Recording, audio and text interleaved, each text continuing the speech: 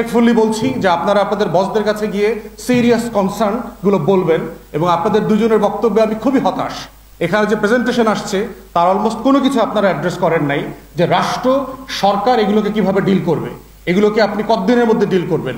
Hong Kong convention নিয়ে আপনারা কি ডিপ্লোমেসি করছেন? জুন মাসে আমার ইন্ডাস্ট্রি যে কলাপস করবে এটা কম্পেনসেট করবেন কিভাবে? যদি 20-30 হাজার শ্রমিক বেকার হয়ে যায়, ওরা তো রাস্তায় নামবে, চিটাগাংয়ে রাস্তাঘাট বন্ধ করে দেবে, ওরা চুরি ছিনতাই করবে, ডাকাতি করবে, ল এনফোর্সমেন্ট কলাপস করবে, then how you deal with it? আপনি তো অ্যাড্রেস করলেন না এগুলো। So you came very ill prepared, I am sorry to say this. কারণ আপনারা প্রজাতন্ত্রের কর্মচারী, and you must listen to us. আমার রাষ্ট্র যদি এডিশনাল এক্সপোর্ট ওরিয়েন্টেড সেক্টর তৈরি করতে না পারে, তাহলে তার এক্সিস্টিং এক্সপোর্ট মার্কেটটাও আন্ডার নেগোসিয়েশন ফেল করবে। তাহলে আমার কি দরকার? আমার রাষ্ট্রের এখন বিকল্প সেক্টর দরকার, যেই সেক্টরগুলো দিয়ে আমি এক্সপোর্ট ওরিয়েন্টেড মার্কেট ক্রিয়েট করতে পারবো, এবং ইন প্যারালাল আমার এখানে ইনভেস্টমেন্ট আসবে, এফডিআই আসবে, লোকাল এমপ্লয়মেন্ট হবে ইন মিলিয়ন্স। তো সেই বাস্তবতায় আমরা যারা দেশের অর্থনীতি সামান্য বুঝবার চেষ্টা করছি, যে এই ship bring association could have been one of the sectors যেখান থেকে আমাদের এক্সপোর্ট ওরিয়েন্টেড যে ইন্ডাস্ট্রি ডেফিনেশন হওয়া দরকার সেটা হতে পারত। এখানে প্রেজেন্টেশনে এসছে এবং আপনাদের পেপারেও আমি দেখলাম যে আমাদের at the peak of the time আমাদের 200 ইয়ার্ড ছিল, সেটা এখন কমে কমে ফাংশনাল আছে অনেক কম, 23-24টা, এবং তাও বিভিন্ন ছুতায় বিভিন্ন সময় ইয়ার্ড বন্ধ করে দেওয়া হয়। গত কয়েক মাস আগে আমি দেখলাম, আমি তখন চিটাগংয়ে ছিলাম, আপনাদের ব্যবসায়ীরা আমাদেরকে বললেন যে একটা ইয়ার্ডে একজন শ্রমিক মারা গেছে, ইয়ার্ডটা নাকি সরকার এসে শাটডাউন করে দিয়েছে। What kind of nonsense is this?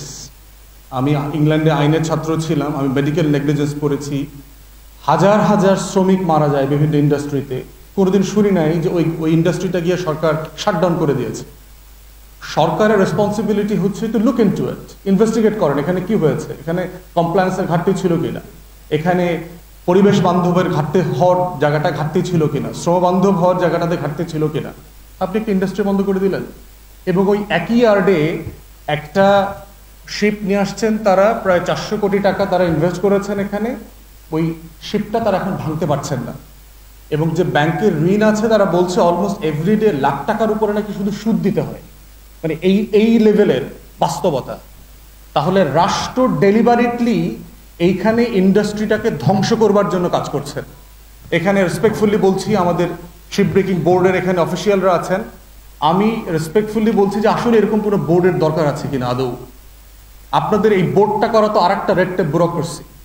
We are just fed up. Business friendly nation হওয়ার জন্য যেই ইন্ডেক্সগুলোতে আমাদের ডেভেলপ করা দরকার, তার ভিতরে একটা হচ্ছে ব্যুরোক্রেসির এই রেড টেপগিরি বন্ধ করা দরকার। কোনো বোর্ডের প্রয়োজন নাই। অ্যাসোসিয়েশনকে আপনারা কমপ্লায়েন্সের নীতিমালা তৈরি করে দেন মিনিস্ট্রি থেকে। এই কমপ্লায়েন্সের নীতিমালার মাধ্যমে আপনাদের মিনিস্ট্রির একটা ডিভিশন থাকবে, যারা শুধু দেখবে যে অ্যাসোসিয়েশন এই নীতিমালাগুলো ফলো করছে কিনা, সে পরিবেশ বান্ধব কিনা, সে প্রযুক্তি বান্ধব কিনা, শ্রম বান্ধব কিনা, শ্রমিকদের ন্যায্য অধিকার দিচ্ছে কিনা, যা যা করণীয় আপনারা নীতিমালা করে দেবেন, তারা লুক আফটার করবে, আপনারা শুধু ওখান থেকে সুপারভাইজ করবেন। আলাদা বোর্ড করে এই যে ব্যুরোক্রেসি বাড়ানো, চিটাগং থেকে যে কাজ করা যায় তো সেইটা ঢাকাতে নিয়ে আসছেন। একটা জাহাজ নিয়ে আসছে, এটা ভাঙতে পারবে কি পারবে না সেটার অনুমতিপত্র নিতে 3 মাস লাগে। তাহলে আপনারা ট্যাক্স পেয়ারদের কর্মচারী, যারা প্রজাতন্ত্রের কর্মচারী, আপনারা তো এই রাষ্ট্রের ক্ষতি করছেন প্রত্যেক দিন অন এ ডেইলি বেসিস, যেটা আপনাদেরকে এই অধিকার আপনাদেরকে দেওয়া হয়নি। যেই ইন্ডাস্ট্রি এক্সপোর্ট ওরিয়েন্টেড, যে ইন্ডাস্ট্রি আপনাকে রেভিনিউ দেয়, যে ইন্ডাস্ট্রি আপনাকে ট্যাক্স দিচ্ছে, যে ইন্ডাস্ট্রি আপনার হাজার হাজার শ্রমিকের বেতনের এনশিওরমেন্ট করছে, এমপ্লয়মেন্ট ক্রিয়েট করছে, তাকে আপনি বাঁচানোর বদলে প্রত্যেক দিন মৃত্যুর মুখে ঠেলে দিচ্ছেন। এইটা তো একটা রাষ্ট্রের প্রজাতন্ত্রের চরিত্র হতে পারে না। আমরা এগুলোর পরিবর্তন দেখতে চাই। ইতিমধ্যে এইটার যে ছবি তুলে আমি পরিবেশ উপদেষ্টা এবং শিল্প উপদেষ্টা দুজনকে পাঠিয়েছি, এবং আমি এখন যা যা বলছি ইতিমধ্যে ওনাদেরকে আমি টেক্সট করে সেটা জানিয়েছি। বাস্তবতা হচ্ছে 24-এর গণ অভ্যুত্থান পরবর্তী আমরা যারা বাংলাদেশ 2-কে দেখতে চাচ্ছি, সেই বাংলাদেশ 2 দেখার চরিত্র আমলাতন্ত্রের মধ্যে আমরা দেখতে পাচ্ছি না, গভর্নেন্সে দেখতে পাচ্ছি না। আমরা বাংলাদেশ 1-এর মধ্যে থেকেও খারাপ অবস্থা দেখতে পাচ্ছি আমলাদের মধ্যে। তাই রেসপেক্টফুলি বলছি যে আপনারা আপনাদের বসদের কাছে গিয়ে সিরিয়াস কনসার্ন গুলো বলবেন, এবং আপনাদের দুজনের বক্তব্যে আমি খুবই হতাশ। এখানে যে প্রেজেন্টেশন আসছে তার অলমোস্ট কোনো কিছু আপনারা অ্যাড্রেস করেন নাই, যে রাষ্ট্র সরকার এগুলোকে কিভাবে ডিল করবে, এগুলোকে আপনি কতদিনের মধ্যে ডিল করবেন। হংকং কনভেনশন নিয়ে আপনারা কি ডিপ্লোমেসি করছেন? জুন মাসে আমার ইন্ডাস্ট্রি যে কলাপস করবে এটা কম্পেনসেট করবেন কিভাবে? যদি 20-30 হাজার শ্রমিক বেকার হয়ে যায়, ওরা তো রাস্তায় নামবে, চিটাগাংয়ে রাস্তাঘাট বন্ধ করে দেবে, ওরা চুরি ছিনতাই করবে, ডাকাতি করবে, ল এনফোর্সমেন্ট কলাপস করবে, then how you deal with it? আপনি তো অ্যাড্রেস করলেন না এগুলো। So you came very ill prepared, sorry to say this, কারণ আপনারা প্রজাতন্ত্রের কর্মচারী and you must listen to us.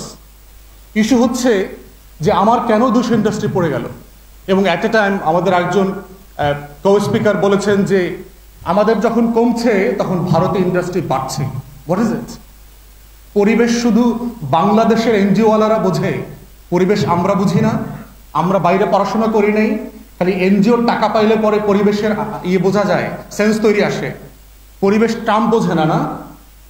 Trump যে কয়লার খনিগুলো আবার চালু করে দিচ্ছে, ফসিল ফুয়েল থেকে আবার ফেরত আসছে।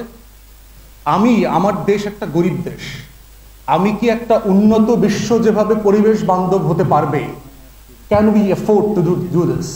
We cannot. আমার এখানে ইন্ডাস্ট্রিয়াল রেভলিউশনই হয়নি এখন পর্যন্ত, সেখানে west is living post-industrial revolution era. They can afford to comply with the environmental consequences. We cannot do that. This doesn't mean we ignore the environmental consequences, because Bangladesh is one of the most vulnerable countries in the world when it comes to environment. Of course, আমরা এটাকে concern feel করছি। সেই জায়গাতে আমরা বোধ করছি যে ইন্ডাস্ট্রিটাকে বাঁচানোর জন্য যত যত নিয়মকানুন করা দরকার কমপ্লায়েন্স করে ওনাদেরকে দায়িত্ব দিয়ে দেন। আপনারা শুধু মিনিস্ট্রি থেকে দেখেন ওনারা করছে কিনা। খসরু ভাই কাইন্ডলি আমাকে মনে করিয়ে দিয়েছে যে ওনার দায়িত্বের সময় উনি গার্মেন্টস ইন্ডাস্ট্রিগুলোকে এভাবেই করেছেন, মিনিস্ট্রি থেকে ডিরেগুলেট করে দিয়ে উনি ওনাদেরকে সেলফ রেগুলেটেড করে দিয়েছেন। That's how industry should work. আপনি পার্টনারশিপ করে দেবেন, পার্টনারশিপের মধ্য দিয়ে তাদেরকে জবাবদিহিতার অধীনে আনবেন। তারপরে হচ্ছে যে ব্যাংকের লোন পাওয়া একটা ওনাদের বড় সমস্যা হচ্ছে। সাডেনলি আওয়ামী লীগের কারণে আমরা জানি যে টোটাল ব্যাংকিং ইন্ডাস্ট্রি খেয়ে ফেলেছে তারা, এবং সেক্ষেত্রে এই কনসার্নগুলো বলবার ক্ষেত্রে আওয়ামী লীগের আমলের পলিসিগুলোকে রিভাইজ করার ক্ষেত্রে অ্যাসোসিয়েশনের পক্ষ থেকে সিরিয়াস নেগোসিয়েশন করা দরকার। ইমিডিয়েটলি কোন কোন জায়গাতে আমাদের হাত দেওয়া দরকার। ফরেন মিনিস্ট্রির একজন প্রতিনিধি থাকলে ভালো হতো, আমি জানি না যে ওনারা দাওয়াত দিয়েছেন কিনা, কারণ ট্রেড নেগোসিয়েশনের একটা জায়গা হচ্ছে যে শিল্প মন্ত্রণালয় আলটিমেটলি এটা ফরেন মিনিস্ট্রিকে রেফার করবে, ওখানে একটা ট্রেডের আলাদা আলাদা ইউনিট আছে যারা ট্রেড রিলেটেড ডিপ্লোমেসিগুলো করবে। তো সেখানে তাদের প্রতিনিধি থাকলে ভালো হতো, অথবা এই ডেলিগেশন তাদের সাথে দেখা করা দরকার, তাদেরকে সিরিয়াসলি কনভিন্স করা দরকার, কারণ June is approaching fast. Ramzan, Eid আসতেছে, কোরবানির ঈদ, বর্ষা বাদল শুরু হবে, বাংলাদেশের ইলেকশনের টার্মোয়েল আছে, সব মিলায় the country is in chaos. So এটা যদি সিরিয়াসলি আমরা নেগোশিয়েট না করি তাহলে ইন্ডাস্ট্রি কলাপস করবে। ফাইনালি যেটা বলছি সেটা হচ্ছে যে এইটাকে কেন্দ্র করে কিভাবে আমরা সেক্টর ডেভেলপ করবো। আমি জিএসপি প্লাসে চলে যেতে চাচ্ছি, যে এটাকে কেন্দ্র করে আমি কিভাবে যদি 200 ফাংশনাল ইয়ার্ড করতে পারি, এবং এখনই যদি 23টা ইয়ার্ড চলে, আপনি চিন্তা করেন 1 লক্ষ প্লাস অ্যাক্টিভ ডাইরেক্ট এমপ্লয়িজ থাকে, তাহলে যদি আমার 200 প্লাস ইন্ডাস্ট্রি ডেভেলপ করে, how many millions we can employ. এবং এটাকে ফার্দার করে নিয়ে দুনিয়াতে আরএমজি সেক্টরের মতো Bangladesh could have been the best in ship making and recycling. এবং আমাদের এই হিস্ট্রি আছে, আপনি সেই আপনার মধ্যযুগের আমলগুলোতে দেখেন, সুলতানি আমলে আমাদের মোঘল এম্পায়ারের সময় Bengal was the largest ship making industry hub in the world. Turkish empire ship making এর জন্য, শিপ বানানোর জন্য বেঙ্গলের সুলতানের কাছে রিকোয়েস্ট পাঠাইতো। ইউরোপ, ইটালি, আমেরিকাস থেকে অর্ডার আসতো এখানে শিপ বানানোর জন্য। সো বাংলা ইতিহাস আছে আমাদের 100 বছরের, যে জাহাজ বানানো এবং ভাঙার দুটো ইন্ডাস্ট্রিতে we are at the top for many 100 years. So আমাদের এইটা ফিরায় নিয়ে আসার সুযোগ আছে ইকুয়ালি, যেভাবে মুসলিমের ঐতিহ্য আমরা আবার আরএমজি সেক্টরের মধ্য দিয়ে ফিরায় নিয়ে আসছি। এটাও শত শত বছরের বাংলার ঐতিহ্যের জায়গা ছিল। অতএব আমরা বোধ করছি যে সরকার, রাষ্ট্র, প্রজাতন্ত্রের কর্মচারীরা, ট্যাক্স পেয়ারদের যে রিলায়েবিলিটির জায়গা আছে, আপনারা জনগণকে সাহায্য করেন। দয়া করে এগুলোকে চাকরি আকারে দেখবেন না, 9টা 5টার জিনিস এগুলো না।